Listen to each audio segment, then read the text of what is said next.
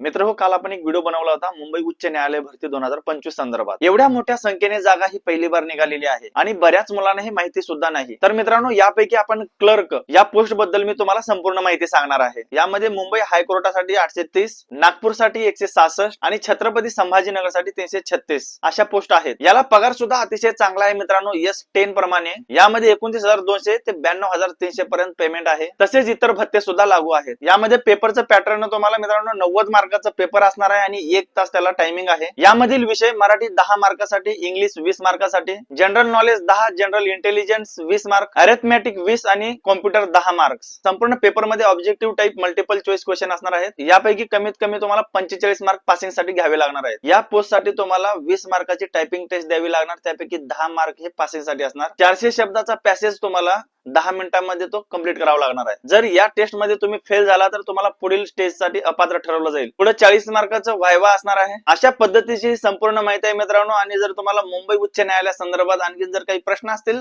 तर तुम्ही नक्की कमेंट्स करा. जागा सुद्धा भरपूर आहेत आणि सरकारी नोकरीच्या शोधात असणाऱ्या आपल्या मित्राला हा व्हिडिओ शेअर करा. आयडी वर जर नवीन असाल तर आपल्या आयडीला फॉलो करून घ्या.